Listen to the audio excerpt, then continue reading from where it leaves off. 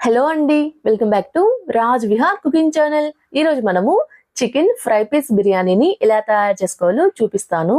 First time try చేసినా కూడా taste అయితే చాలా బాగొస్తుందండి.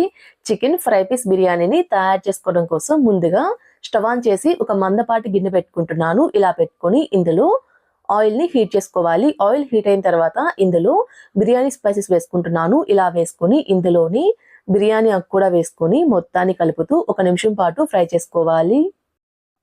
ఇలా బిర్యానీ స్పైసెస్ ని కలుపుతూ 1 నిమిషం పాటు ఫ్రై చేసుకుంటే ఇవి కొంచెం ఫ్రై అవుతాయి. ఇప్పుడు ఇందులో 2 పచ్చిమిర్చిని ఇలా కట్ చేసుకొని వేసుకుంటున్నాను. ఇందులోని 2 మీడియం సైజ్ ఉల్లిపాయలను కూడా కట్ చేసుకొని వేసుకుంటున్నాను. అలానే 2 టమాటాలను కూడా కట్ చేసుకొని వేసుకుంటున్నాను. ఇలా వేసుకొని టమాటాలు బాగా మెత్తగా మగ్గేంత వరకు కలుపుతూ ఫ్రై చేసుకోవాలి.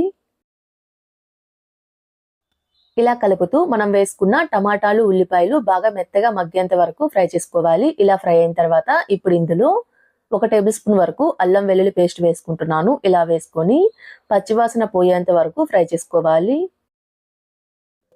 ఇలా కలుపుతూ పచ్చివాసన పోయేంత వరకు ఫ్రై చేసుకోవాలి. ఇలా ఫ్రై అయిన తర్వాత ఇప్పుడు ఇందులో మీ టేస్ట్ సరిపడినంత సాల్ట్ వేసుకోవాలి. ఇలా వేసుకొని ఇందులోని గరం మసాలా, ధనియాల పౌడర్ వేసుకుంటున్నాను. ఇలా వేసుకొని అలానే సన్నగా తరిగిన కొంచెం కొత్తిమీర, కొంచెం పుదీనా వేసుకుంటున్నాను. ఇలా వేసుకున్న తర్వాత మనం వేసుకున్న వాటి మొత్తాన్ని కలుపుతూ మరొక 2 నిమిషాల పాటు ఫ్రై చేసుకోవాలి. ఇలా కలుపుతూ 2 నిమిషాల పాటు ఫ్రై చేసుకోవడం వల్ల మనం ఇందులో వేసుకున్న మసాలాలో ఉన్న పచ్చివాసన పోతుంది. ఇలా ఫ్రై అయిన తర్వాత ఇప్పుడు ఇందులో 3 కప్పులు బాస్మతి రైస్ని అరగంట పాటు నానబెట్టుకొని శుభ్రంగా కడిగి వేసుకుంటున్నాను. ఇలా వేసుకొని మొత్తాన్ని కలిసే విధంగా ఒకసారి కలుపుకోవాలి. ఇలా బియ్యం వేసుకున్న తర్వాత కలుపుతూ 1 నిమిషం పాటు ఫ్రై చేసుకుంటే అన్నం ఉడికిన తర్వాత రైస్ అయితే అతుక్కోకుండా పొడి పొడిలాడుతూ ఉంటుందండి. ఇలా 1 నిమిషం పాటు కలుపుతూ ఉడికించుకున్న తర్వాత ఇందులో మనం ఏ గ్లాస్తో అయితే బియ్యం తీసుకున్నామో అదే గ్లాస్ తోటి 1 గ్లాస్ బియ్యానికి 2 గ్లాసులు నీళ్ళ చొప్పున పోసుకోవాలి. ఇక్కడైతే నేను 3 గ్లాసులు బియ్యం తీసుకున్నాను కాబట్టి 6 గ్లాసులు నీళ్ళైతే పోసుకున్నాను. ఇలా పోసుకొని మొత్తాన్ని మరోసారి కలుపుకోవాలి.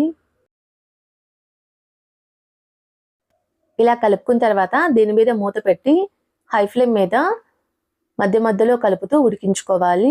చూసారు కదండి, ఇలా మధ్య మధ్యలో కలుపుతూ ఉడికించుకుంటే అడుగనేది అంటుకోకుండా నీట్గా ఉడుకుతుంది రైస్ అయితే. ఇలా మధ్య మధ్యలో కలుపుతూ నీళ్ళన్నీ ఇంకిపోయేంత వరకు ఉడికించుకోవాలి. హై ఫ్లేమ్ మీద రైస్లో ఉన్న వాటర్ మొత్తం ఇంకిపోయేంత వరకు ఉడికించుకోవాలి. చూసారు కదండి, వాటర్ మొత్తం ఇంకిపోయాయి. ఆల్మోస్ట్ రైస్ కూడా ఉడికిపోయింది. ఇప్పుడు దీని మీద మూత పెట్టి లో ఫ్లేమ్ మీదకి ఫ్లేమ్ని సెట్ చేసుకోవాలి. ఇప్పుడు లో ఫ్లేమ్ మీద 2 నిమిషాల పాటు ఉడికించుకుంటే వాటర్ మొత్తం డ్రై అయ్యి రైస్ అయితే బాగా ఉడుకుతుంది. చూసారు కదండి, పర్ఫెక్ట్గా ఉడికింది రైస్ అయితే. ఇప్పుడు స్టవ్ ఆఫ్ చేసి దీన్ని పక్కన ఉంచుకోండి. మనం రెడీ చేసుకునే చికెన్ ఫ్రై పీస్ బిర్యానీలోకి బిర్యానీ రైస్ అయితే రెడీ అయిపోయింది. ఇప్పుడు చికెన్ ఫ్రైని ఎలా తయారు చేసుకోవాలో చూపిస్తాను.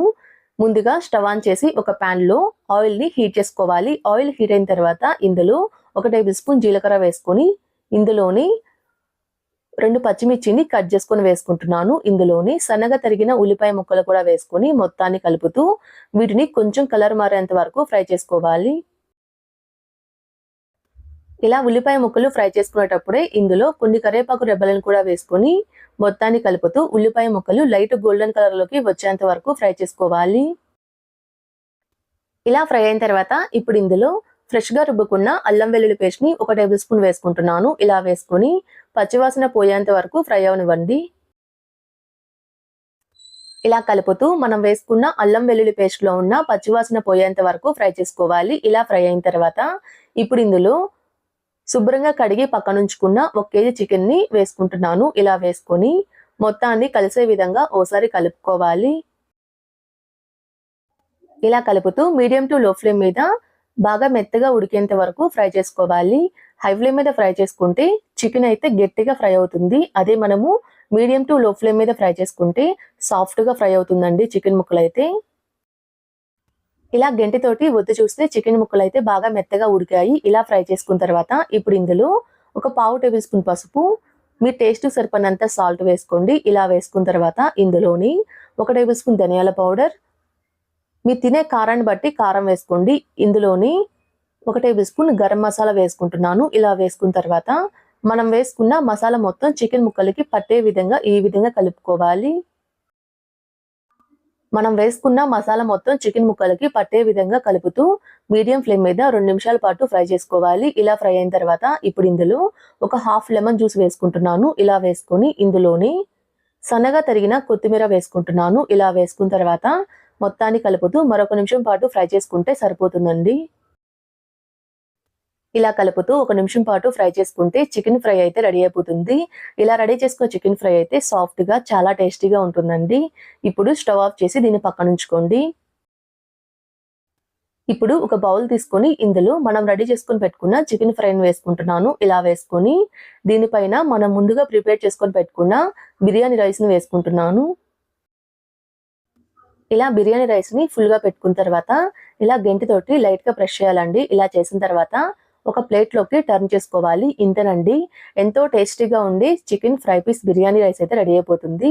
ఇలా రెడీ చేసుకున్న బిర్యానీ రైస్ అయితే టేస్ట్ చాలా బాగుంటుందండి. మీరు కూడా ట్రై చేసి ఎలా వచ్చిందో నాకు కామెంట్ చేయండి. మా వీడియో ఫస్ట్ టైం చూస్తున్న వాళ్ళైతే మా ఛానల్‌ని సబ్స్క్రైబ్ చేసుకోండి. Thanks for watching.